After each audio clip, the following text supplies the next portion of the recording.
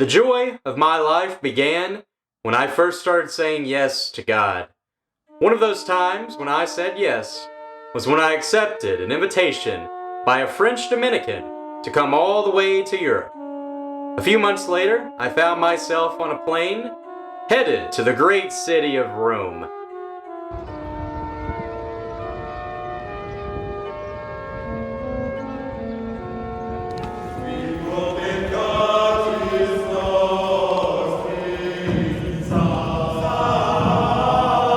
This is one crazy journey.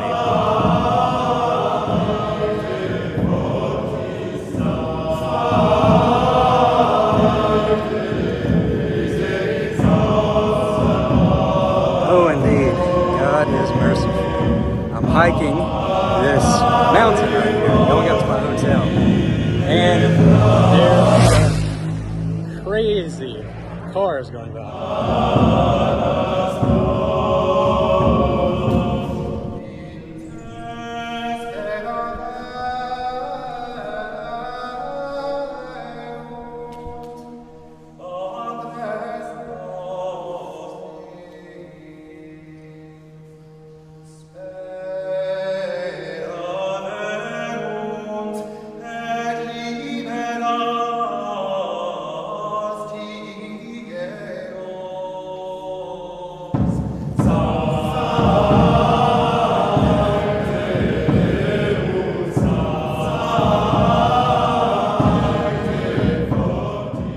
When I landed in the city, I didn't exactly know what I was going to be doing that day. This was a city, however, the home of the Roman Empire, where you could feel the ambition, the power, the longing for greatness and honor. The first place I went into was St. Lawrence outside the walls, and there I saw the body of St. Lawrence, a Christian martyr who took a stand against the Roman Empire. And in this city, I could also, too, feel the essence of Christianity, of all of the charity, all of the love, all of the sacrifice, all of the suffering, all of the humility, the longing for heaven. There, walking down those same paths that the martyrs took to the Colosseum, where they met their death against beast, against blade, against every horror imaginable to man, but they had no fear. For their home was not of this world, but of the world to come. You could go down into the catacombs. You could feel that coldness where the early Christians worshiped. They drew on the walls the first Christian art.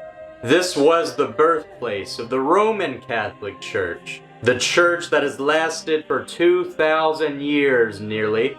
The church founded by Christ upon St. Peter.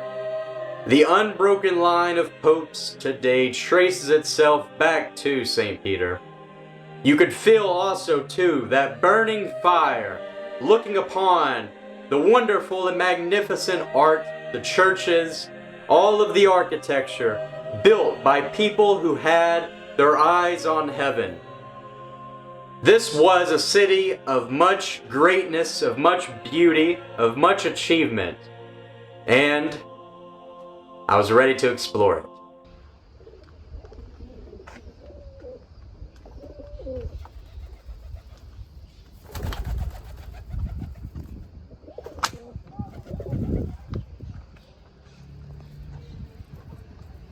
When I got on the bus, I had no idea what I was doing.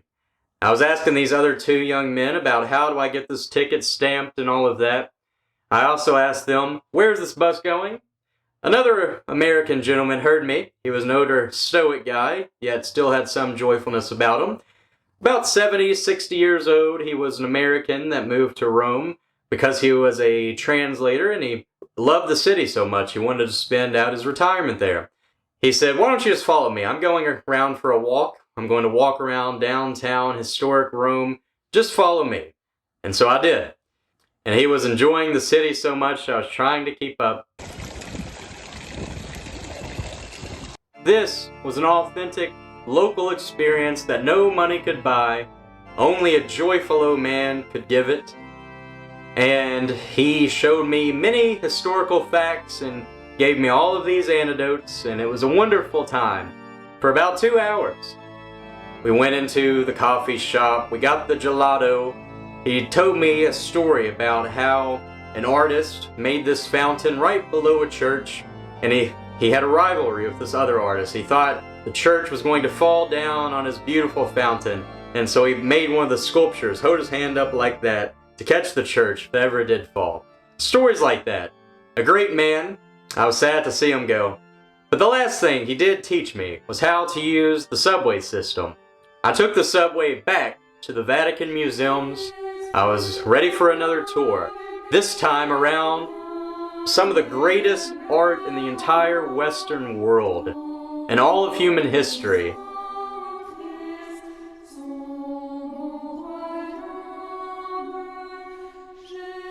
I saw all of the great works of the Greek, the Roman, the Christian world, and it was so beautiful. There was so much art, I couldn't appreciate it enough.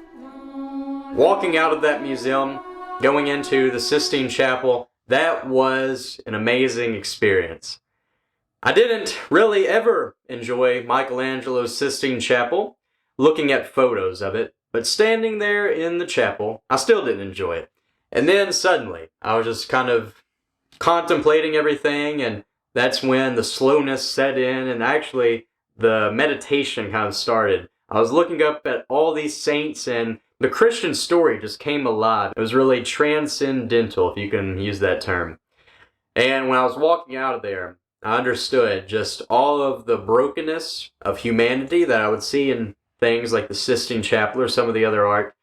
And it helped me really appreciate God's own love for me. God loving my brokenness.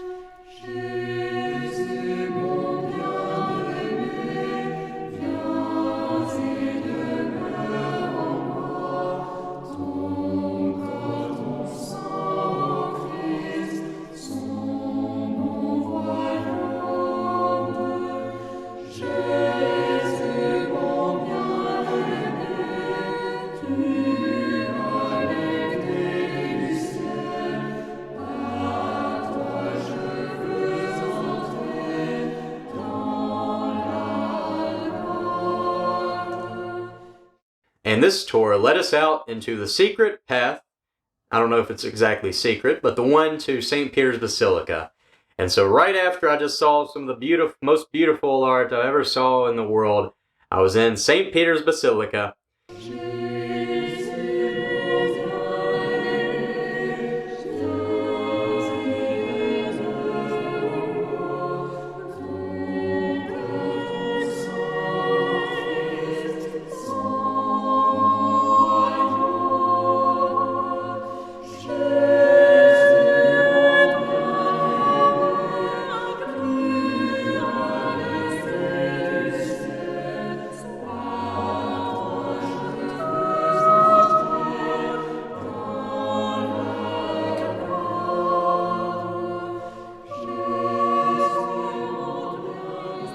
And I had about 30 minutes to just wander around before I had to get back to the Vatican Museums to pick up my backpack. The Vatican Museums was closing in 30 minutes, and I had to retrieve that backpack because it had everything in it. I traveled with just one backpack, and I could not lose that backpack for the night. My phone was about dead. I didn't have an extra charger. This was a rookie mistake. And so I was wandering around enjoying it, but I had to leave kind of quickly to go get my backpack back. I ran about a mile. I'm someone who ran a marathon in the past, but hasn't ran for like 2 years. And so I ran as quickly as my heart could allow, and I did not stop. I kept running right into the Vatican Museums. I slowed down a bit at the gate so that I didn't scare the security people too much. So here I am in Rome, the city of St. Peter and St. Paul, on June 28th, the day before the feast of St. Peter and St. Paul, when they died and sanctified Rome. On tomorrow, I'll be at the Vatican. I'll see St. Peter's Basilica for the second time now. I spent the day there, and what a sight. It was probably the most beautiful thing I've ever witnessed, besides the Sistine Chapel. Just 30 minutes before. So I was a bit overwhelmed by that, didn't really expect much, but was really overwhelmed just with the beauty there, the Sistine Chapel. You have to see it in person to believe it. You're looking at it and it's like not that special at first, but then you keep staring at it. And it was actually as I was waiting for our group to leave that I noticed just how everything started to come more alive. All of the artwork, all of the saints became like 3D. Everything was living. And so that's what I've noticed here in this beautiful, beautiful city. I'm out here on the balcony right now, just recording a quick message before I go to sleep. I've had about 2 hours of sleep in the last 2 days. I was planning really hard for this trip right before I left and can't sleep on planes. So very, very tired, but I thought I would just check in on the first day of this trip. We'll see what else is in store. But to end this message, tomorrow it will be a very great day because June 29th marks the day that I actually made the decision to become Catholic 3 years ago. So imagine that, making that decision and then providentially ending up in Rome, the city of St. Peter and St. Paul.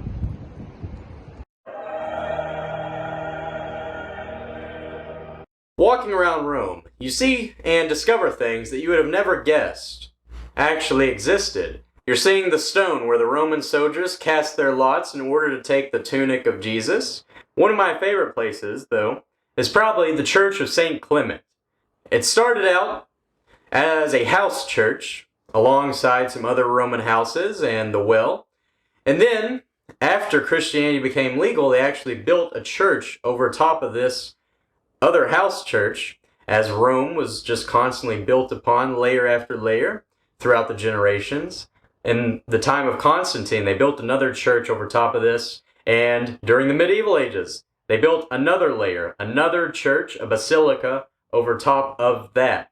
And so it's amazing. Just by going into this one place, St. Clement's, you can see 3 layers of Christianity, 3 different generations, 3 different tales, and just to witness all of that history all at once. It's really eye-opening. Another time comes to mind when I saw the wooden inscription, King of the Jews, that hung over top of Jesus' cross. You just walk into a church and you see that. It's amazing. Truly amazing. Another time, you might just be walking into a church and you see an incorrupt, preserved body of a saint. They might have a sword wound in their neck, and you're just witnessing that.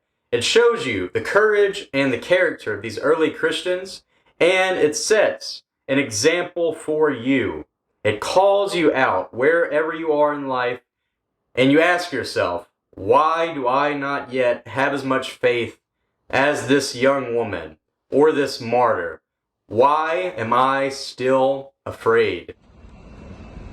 Walking into that Colosseum, I can today walk in without much fear of my own death.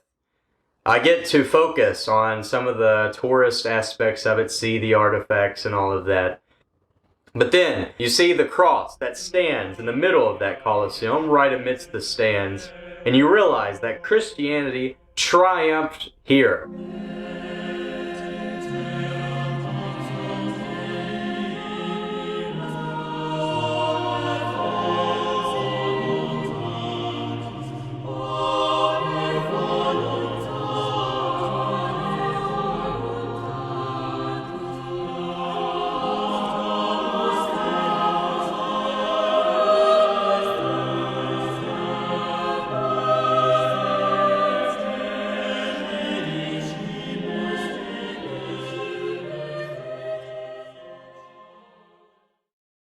That night, I was walking back to the subway station after a long day, and I was just looking down at all of the ruins. You can look down and see just maybe 30 feet, 20 feet of ruin, of those Roman columns that still stand. It is justifiably called the Eternal City. Beholding all of this beauty in front of me, I noticed another man also looking at the same church. I asked him, what's the name of this church we're looking at? We talked for a bit. He was a Christian himself, but he was saddened because the Roman Empire was gone. Yet Christianity built itself, they conquered, they built over those ruins of the Roman Empire. Not as many people pay attention to the ruins of the empire so much as they do to these great churches. It was an interesting thought. I contemplated it a lot. What does it mean for Christianity to triumph over Roman civilization? It's not exactly conquering Roman civilization, but it's building upon it. The greatness achieved by the Greeks, by the Romans, was now Christianity's. Julius Caesar had thousands of men in his army. They won many battles. They accomplished many things. But not all of those men would have died for Caesar. Christians, time after time, have died for their king, for Jesus Christ. That is the glory of Christianity. In a city like Rome, that glory comes alive.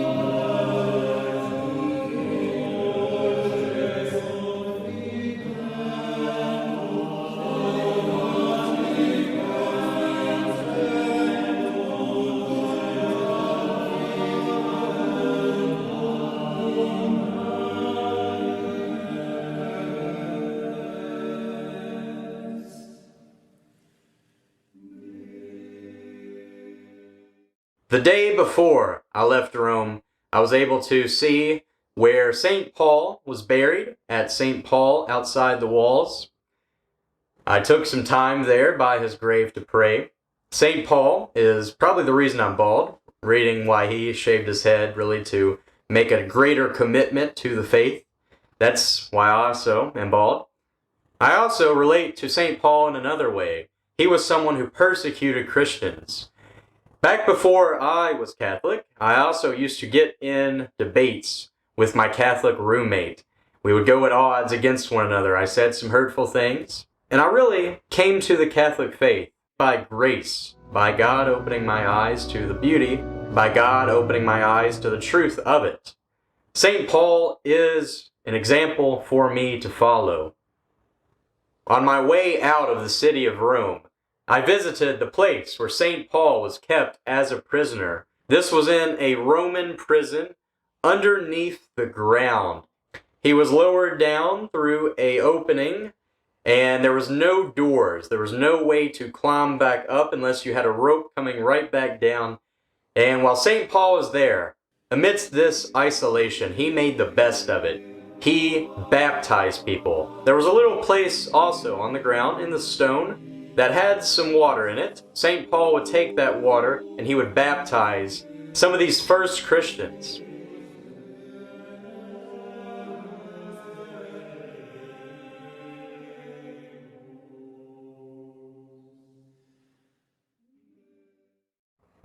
Leaving the city, I got to walk a bit on the Appian Way.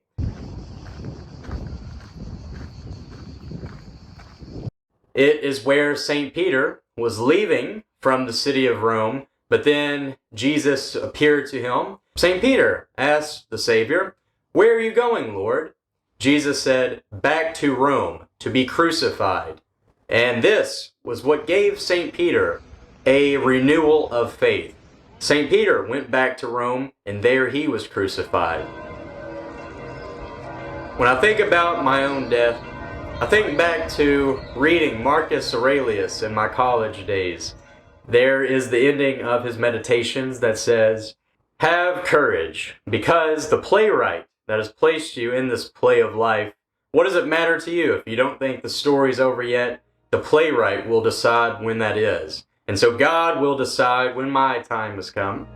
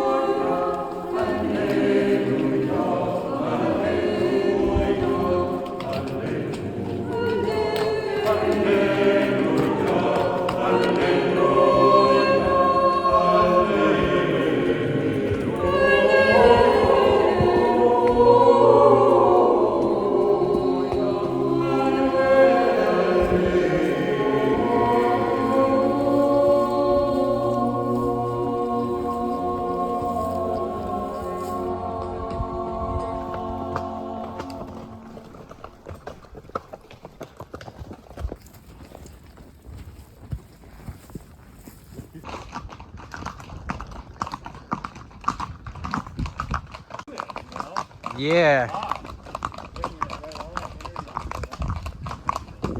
Looking out and seeing Mount Vesuvius, I had the desire to climb it.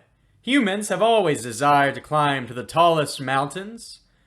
What better way to climb to the top of this volcano than with a horse? A bus would be much too boring.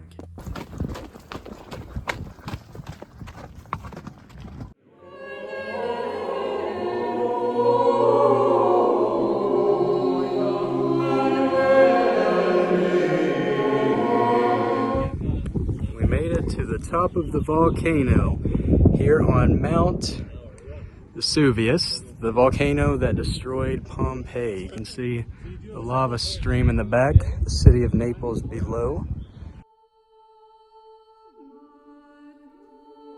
This was the terrible volcano that destroyed the ancient Roman city of Pompeii. You could sense the tragedy as you walked through the ruins. You couldn't help but to pray for their poor souls.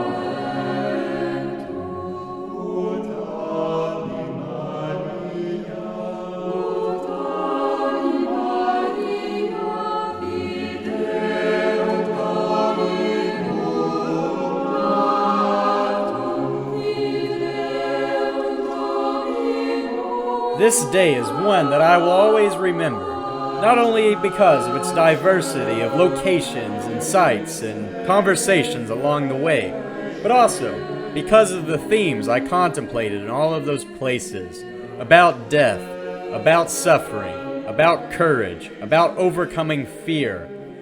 And this day was not yet over. I just left the ancient town of Pompeii. You can see the cathedral in the background. I'm going to go ride a horse up the volcano now. Because I would travel to a place not many people have on their destinations when they're going to Italy. It's called Pagani, a town which takes its name from pagans. It was a town of pagans when Saint Alphonsus, my patron saint, went to this town in his old age just to spend his days talking with these pagans. I actually didn't really understand why St. Alphonsus, the great bishop, would go to a place like this. I got the answer from an old lady who said that he wanted to die among the pagans because he loved them. That really stuck with me, and I thought about that a lot as I was walking through this town with cars going by really quick, with people on these narrow streets. This city was very bustling, and the sun was setting, it was getting late, and I came into this church, and there were these children playing soccer outside of the church. The children came up to me, surprised to see an American. We talked about soccer a bit. I know nothing about soccer, but they were very surprised to see an American in their town. And going into the church, this was a place where I would meet St. Alphonsus face to face for the first time in all eternity. My best friend, someone who has watched over me throughout all of the years of my life, leading up to my baptism and even more so after, teaching me, guiding me in the faith, leading me forward in a way of humility, of understanding and appreciating God's mercy. When I met St. Alphonsus, I felt like St. Anthony, wandering through the desert after many days and meeting St. Paul of Thebes, the great desert master. even more acclaimed than Saint Anthony, a austere man who is very much in his old age, and the two, they didn't say any words, they didn't sit down for a glass of water, or even have a seat after this long journey through the desert, but instead, neither man could think of anything better to do than to hug the other, who so reflected the light, the love of God, in their very appearance. They hugged. Who knows for how long, but that's what it was like there in prayer when I was praying before the body of Saint Alphonsus. Just saw Saint Alphonsus Liguori, my patron saint. I'm in the city of Palgani, a very, very chaotic city. Lots of cars, people on the same streets. I better watch where I'm going. But yeah, very, very interesting place. You actually have this huge mountain in the back. That's where I'll be staying tonight. I realized my bed for the night in the town of Pagani would be up a very long road, up the mountainside.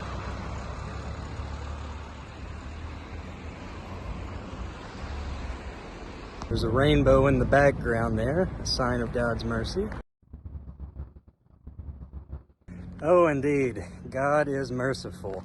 I'm hiking this mountain right here, going up to my hotel. And there are crazy cars going by.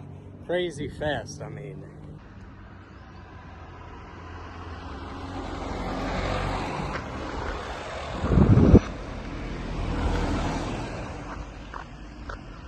I've almost made it to the gate, haven't I?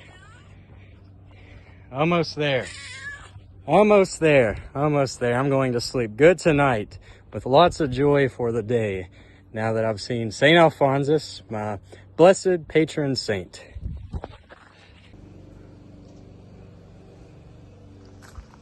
There's another cat.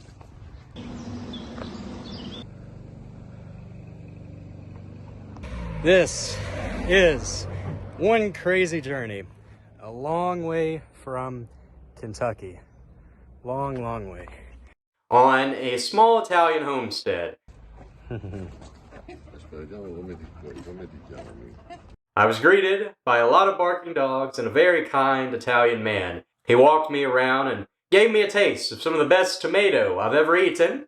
We sat down with his wife and we watched the Italian sunset. He showed me on his Google Translate app the words, "Can you please be quiet?" And I tried to, but it's hard for Americans to be quiet in a place like that. He showed me again a few minutes later, and that time I did try to settle down a bit. I rested for the night after drinking some Diet Coke. It was very kind of him to offer an American beverage such as that. And in the morning, this man was also very kind to take me down to the subway station. I was lucky, in fact, because my legs were hurting from the trip up the volcano. But luckily, this day as well would be spent in a car. I went off to the city of Naples, where I got in a tour guide's van, and he took me around for about 8 hours, and we stopped in 3 cities on the Amalfi Coast. I would get out for about an hour in each one and just take in all the beauty of these small Italian coast towns.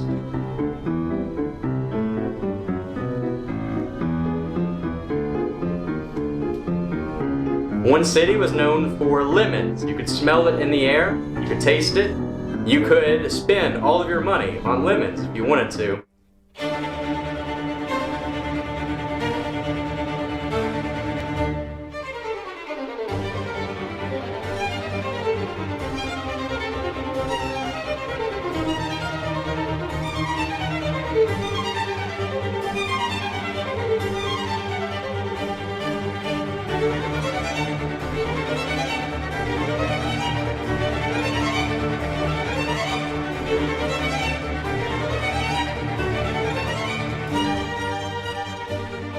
The next town would be the place where the relics of St. Andrew are buried.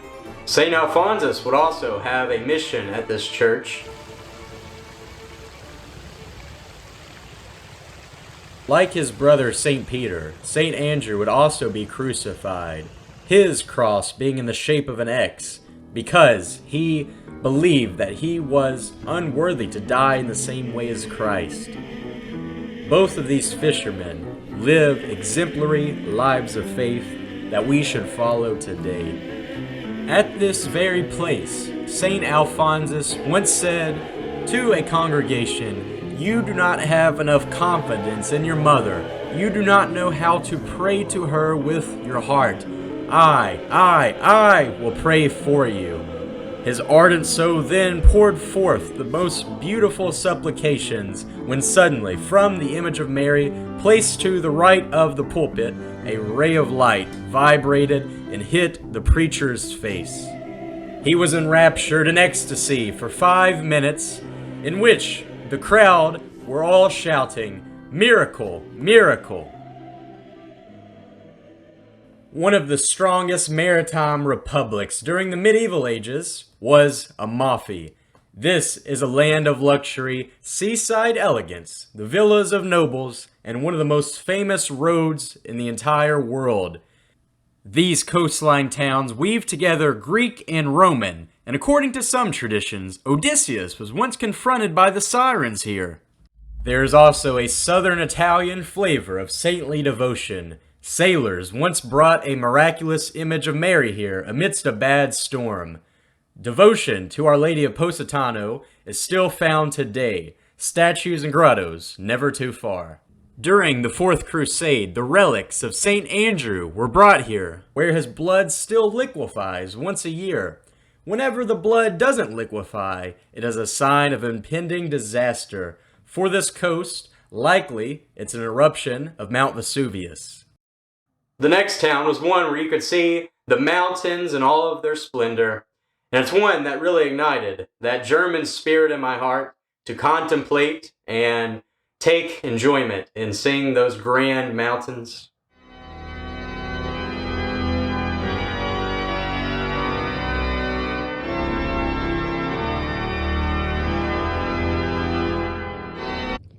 And I've reached the end of Ravello on the Amalfi Coast. Very, very scenic background.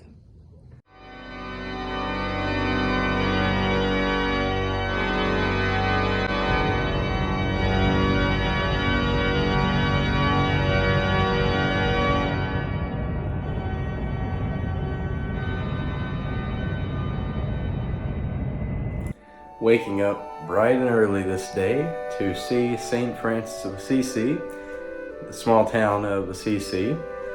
Quite a big town though. It's on a hill, the historic town, and that's where I had to take a taxi to last night. I jumped off the subway and threw my hand in the air for a taxi and caught it just at the right time, so I was able to come up here.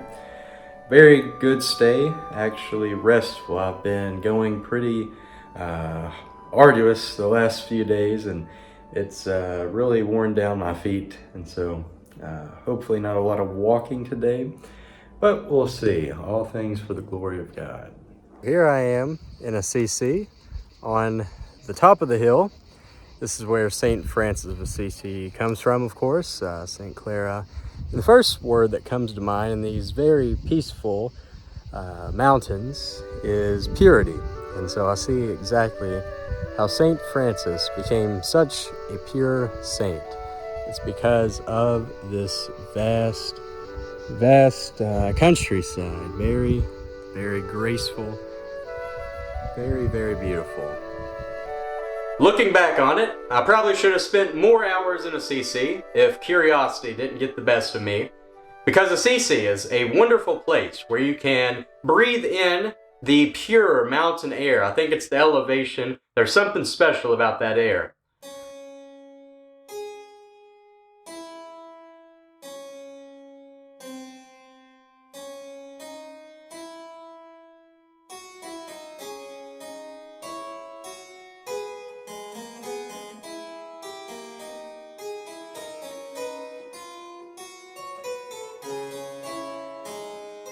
Before I left the town, I wanted to go visit Blessed Carlo Acutis.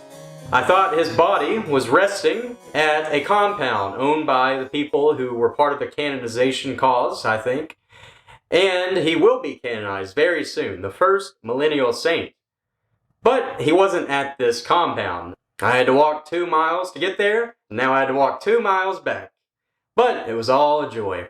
And at this church, where St. Francis of Assisi knelt before a cross, and there he heard Jesus say to him, "Build up my church." St. Francis thought he was talking about the actual Italian churches, but Jesus was really speaking about the church in his soul, the church among the hearts of his neighbors, to help their faith. And St. Francis did exactly that. Kneeling down beside Blessed Carlo Acutis was also something I'll never forget. He was much taller than I ever imagined, but I prayed deeply for my apostolate, Isidore Acutis Mary, and he is the ultimate role model for what digital missionaries should be like. He was humble.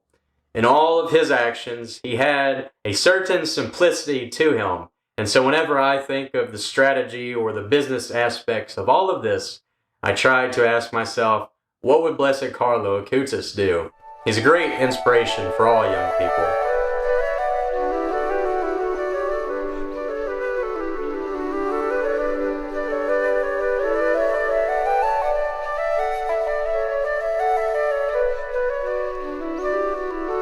I didn't stay long, however. I had to move on to the town of Loretto.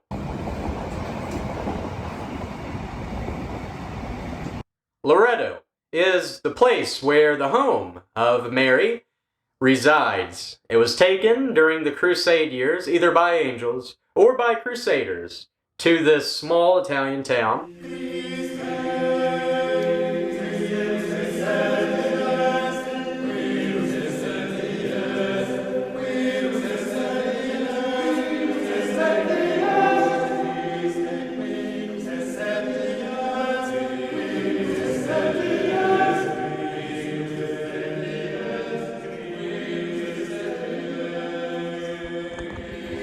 I'm walking to my hotel in Loretto, which houses the Holy House of Loretto, the home of Mary. So I'm going to see that tomorrow. It's up ahead. There's no buses this way. I have to walk back, and luckily my GPS took me through this special station, the Cross station, which goes through really the life of Christ, starting with Mary. So very, very beautiful. And almost there. Almost there. It's been one long day from Assisi to Loretto.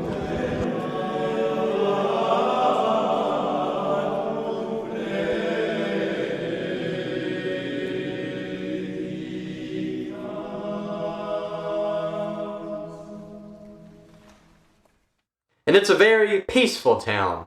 A lot of pilgrims come there, and you get to walk in this house, the home of Mary, where she was raised, where she was likely doing her chores, when the angel spoke to her, "Hail Mary, full of grace."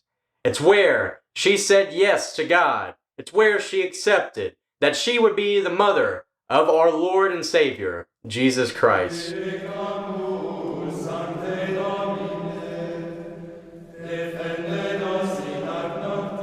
Up next would be the town of Venice, a town I only spent 2 hours in. I would not like to spend 3 hours in this town, just because of the amount of tourists. Continue straight onto Piazza San Marco.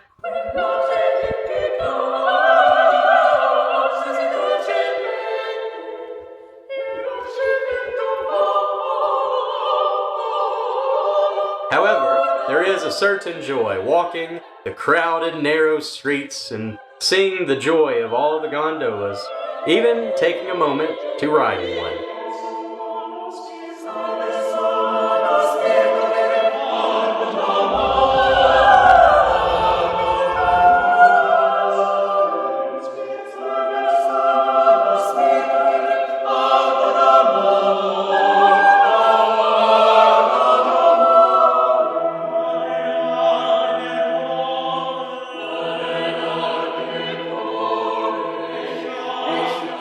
last stop on my Italian journey would be at the home and the birthplace of the Renaissance, Florence.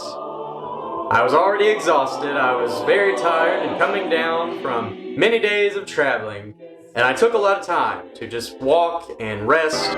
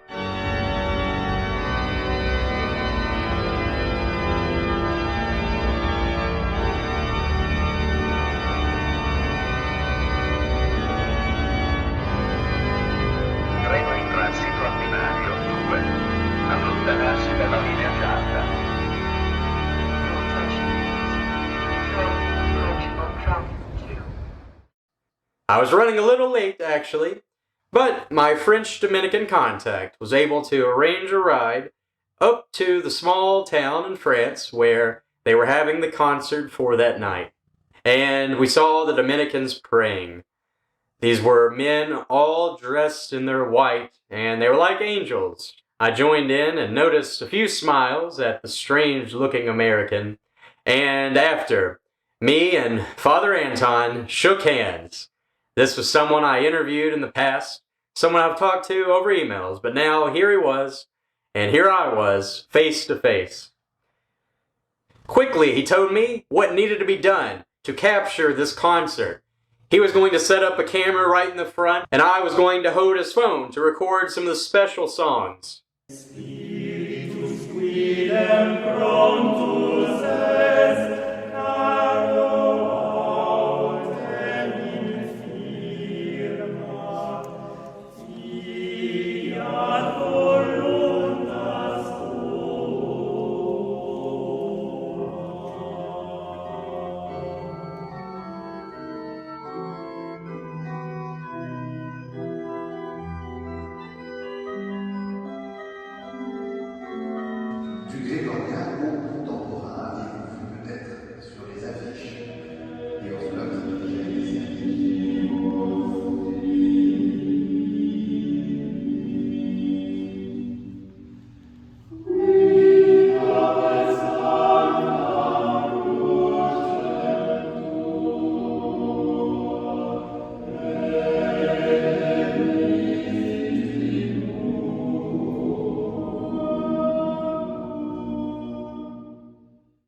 After I rode with Father Anton and another young Dominican, Father Stanislaus, we arrived in the town of Marseille, one of the most dangerous cities in the world.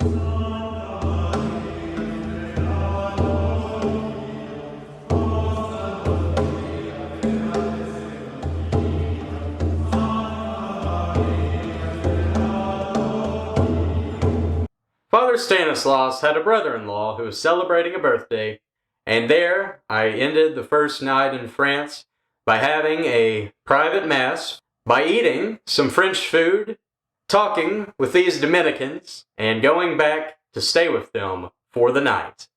Here in Marseille with the Dominican province of Toulouse, up on this big hill, this basilica, which is like a fortress. That's what it was built for originally. We're here for the concert tonight. This will be day 2 of the concert for me. It'll be a choral sacred music concert, so looking forward to that. We're going to do some filming. The next day, Les Voix Dominicaines, or the Voice of the Dominicans, had to take their picture. This was a group of Dominicans put together from the province of Toulouse, as well as other provinces all throughout France. Some of the best Dominican singers. This was an apostolate of Father Antoine to reach the French people through sacred music, as well as preaching.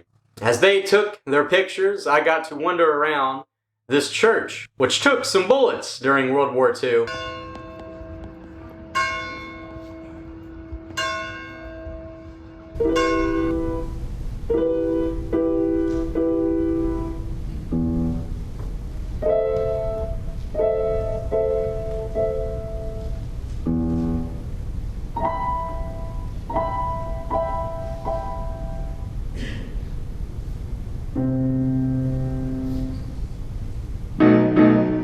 And I made it to France. This is Marseille, the town on the sea. It is the home of the Dominicans, who I will be staying with and helping out with their concert for the next couple days, next 2 days to be exact. We have a concert tonight and a concert tomorrow.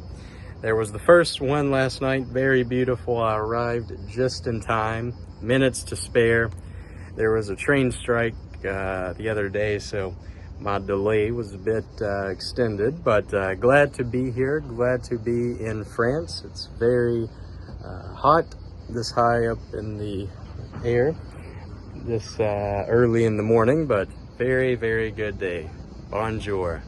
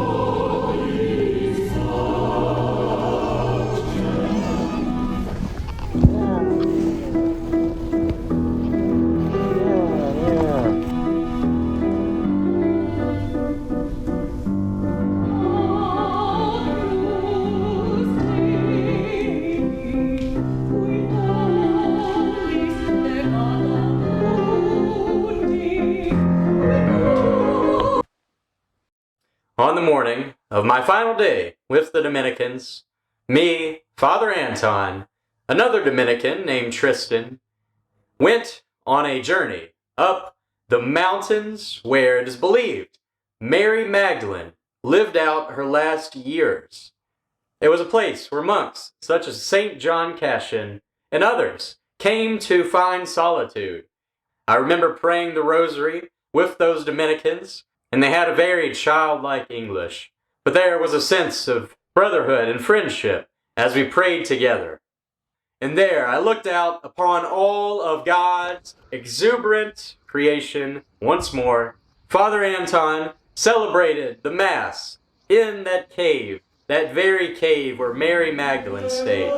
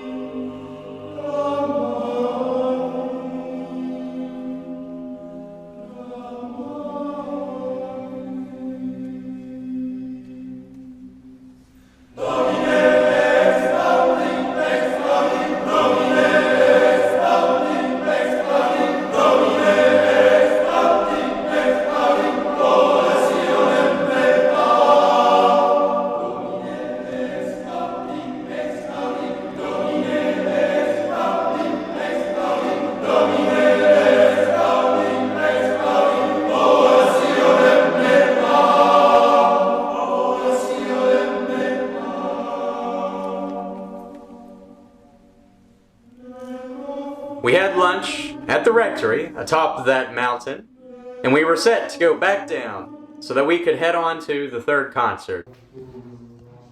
Paradise. There couldn't have been a better place for this third concert, the final of their summer concert series, to end. It was at the convent of their fellow Dominican sisters. There they gathered at a place I saw many times in videos before, and it was just like I imagined.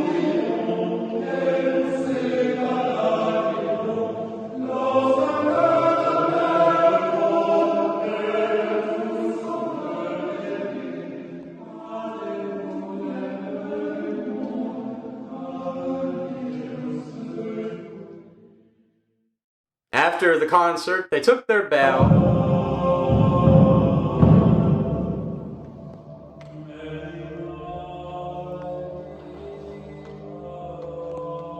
And Father Anton thanked me for helping film the sacred music concert. In that moment, if what I was doing before hadn't felt real, it did now. I felt like a missionary who had come all the way to France to share the gospel by the new media.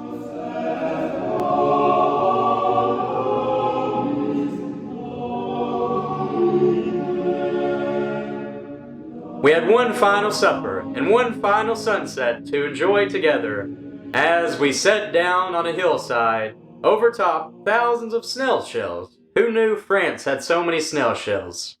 Maybe I belong there. The next morning we woke up and said our prayers together. I said goodbye to all the Dominicans who had quickly become my friends, and I said farewell. Perhaps not forever. Father Anton, perhaps having in mind that he once thought I would never say yes to his invitation, remarked that this was fun. And after that, I was on my way. But the trip was not yet over. I stayed one night in Lourdes to see the grotto where Our Lady appeared to Saint Bernadette. I only got to spend 2 hours there, but I did get to celebrate a wonderful Mass. I got to throw some water over top of myself, and it was a place where there was much spiritual healing. Our Lady is someone who I looked to when I was struggling with sin for so many years, and she did help me. I was able to wash off there all of those years of sin, and I was ready for a newfound peace.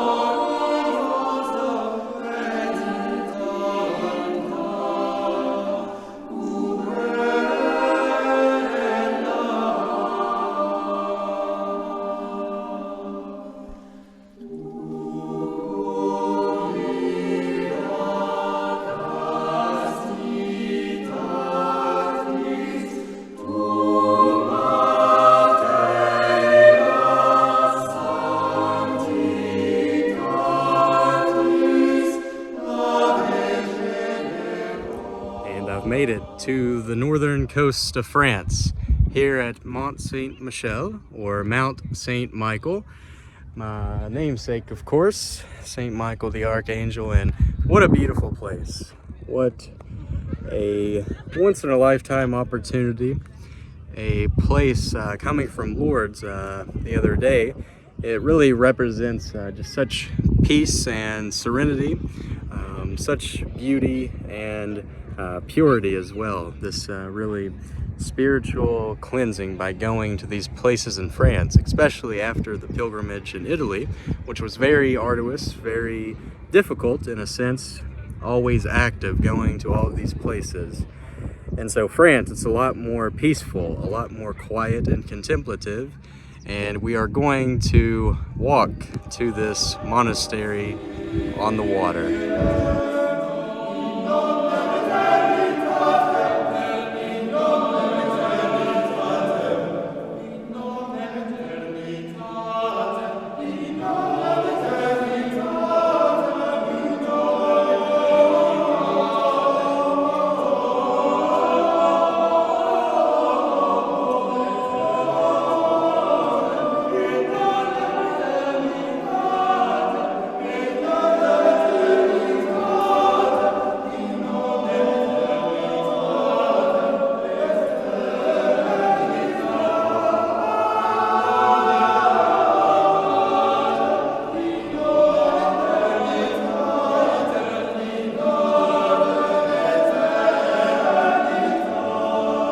My journey all but felt complete, but I had one more place to go. Paris is very special to me because the early Kentucky missionaries came from the persecution there to share the faith with my ancestors here in the Kentucky Holy Land. Paris is struggling today with its faith as it was then, but Catholicism still stands strong. People mourn the fire of Notre Dame, and though that church may have caught fire, the faith can always burn brighter.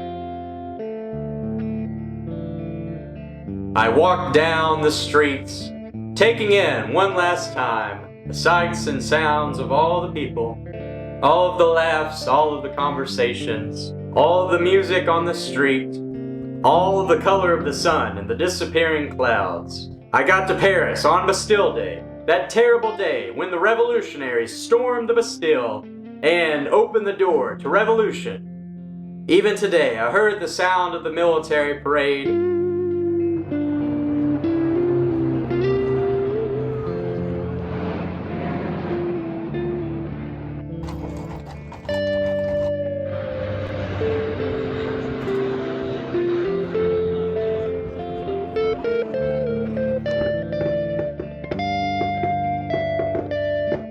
On the subway, I discovered that back in my home of America, our former president Donald Trump was shot. It seemed like all of the intensity and momentum of the entire trip was culminating at once. As I was listening to the classical music in that beautiful church, I prayed a very deep prayer, a stronger prayer than any I have prayed on the entire trip, as I was so caught up with the sights of it all. But now, able to stop and just pray, I imagined myself going back to America with a mission. After 3 flights, I found myself back in Kentucky. I was coming back home with a greater sense of purpose and a stronger trust in God.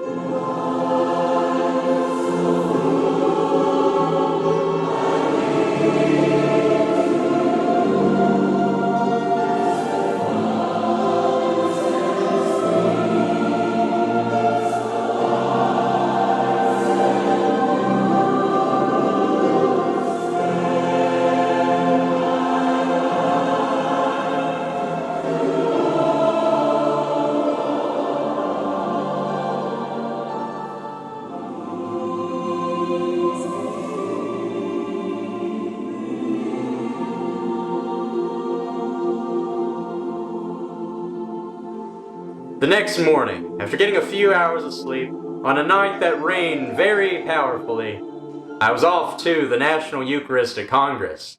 After I eat breakfast, I have to do some, as you can say, recovery from the long plane rides yesterday, 3 different flights. And so this Eucharistic Congress seems like going to Disney World after being in Europe for so long. It's in such less intensity, and so it'll be a relief to really enjoy myself at this. In Italy and France, I was constantly moving from place to place without really much time to just sit and enjoy. And so that's what I expect to do at this Eucharistic Congress. Let's go. This was the first one in many years. Oh, how many were the struggles that the church faced. But oh, how much fire was still in the hearts of all the people there that came from all across the country to recognize that Jesus was their King and that He was still with us, remaining forever with us in the most Holy Eucharist.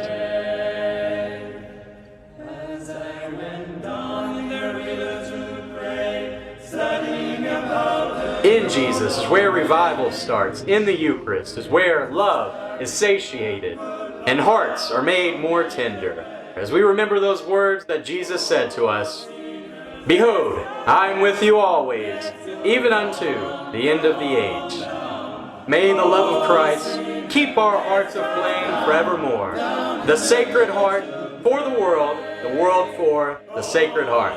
May God bless you always. And that's it. We made it to the end of the journey. I'm very tired, very out of my voice, you can hear. I don't have much to say. I just wanted to conclude this on a very good note. It's been a very, very amazing adventure, once in a lifetime.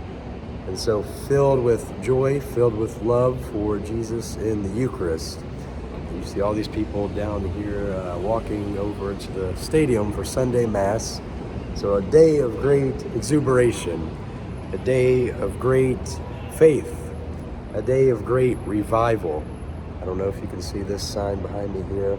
These roads lead to revival. You can see the Ode Catholicism for the Modern World hat.